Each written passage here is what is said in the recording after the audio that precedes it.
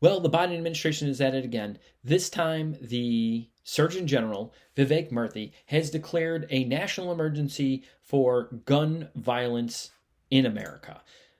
This just came out today, and what they're ultimately trying to do, firearm violence in America, they're talking about why it's such an issue, why they need to put in all these restrictions and limitations, and basically what they're trying to do is eliminate semi-automatic rifles, which they call assault rifles. They want to get rid of them, and they're going to use whatever statistics they possibly can to justify taking those away from law-abiding American citizens.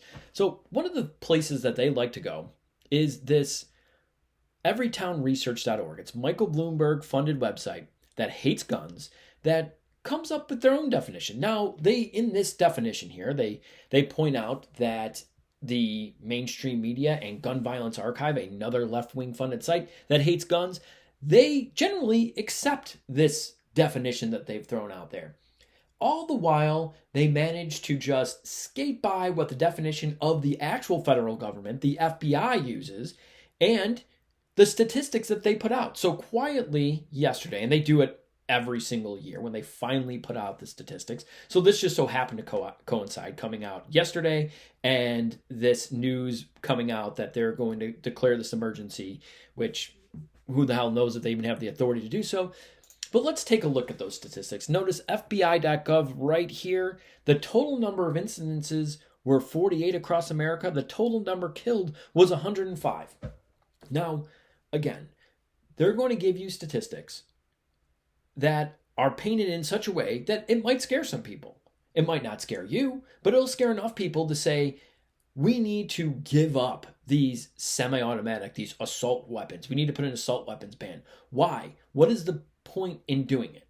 Most people would say to stop mass shootings. But when they think of mass shootings, they're thinking of what the FBI defines as an active shooter situation. But what these other sites capture, if you look back at their definition here at everytownresearch.org, what they actually capture are a lot of domestic incidences and a lot of gang violence in these mass shootings, which is overwhelmingly done by handguns or done in the home by shotguns. So if you look at the FBI statistics, let's look here. Firearms used. Of the 48, 16 times was a rifle used. Now, it doesn't say specifically, it could have been a sniper rifle. I think most times it probably would be something that you would see like a semi-automatic rifle, like an AR-15 style rifle.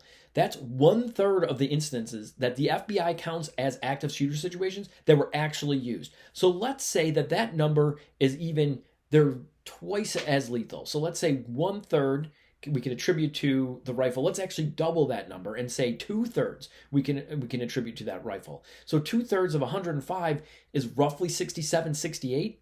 So you're talking less than 100 deaths that you would potentially eliminate in a given year if you eliminated these rifles. And again, that's the point of the Biden administration declaring this national emergency, is to ban semi-automatic rifles. That's not even taken into consideration that the murderer in these situations doesn't care about people's life. He's willing to commit the ultimate crime. What makes you think he's going to care about the gun law? Like that's, oh man, like I was really into killing hundreds or dozens of people today, except that pesky gun law got in my way. I guess I won't do it at all. I guess I won't either grab other guns that are still legal at that time, or I won't go find it on the black market. No, that just doesn't make any sense. It doesn't add up. Now, would you save a few people in there? Possibly, yes. But what are the odds of this happening?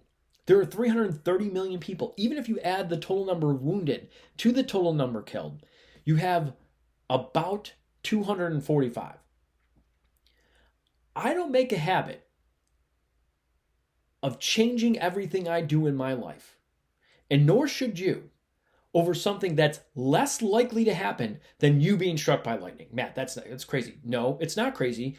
On average, let's go check. This is weather.gov, a government-funded website. Now, the last statistic they have is from 2019, but it says a total of 270 people, right here on the right-hand side, of 330 million people were struck by lightning. Let's go back to the FBI statistics. According to them, in active shooter situations, a total of 245 were either shot or shot and killed in these situations. So you ask yourself, what are they really trying to do here? This isn't news to them. This is their numbers. They know this stuff. They're trying to scare you into giving up your guns. Don't let them.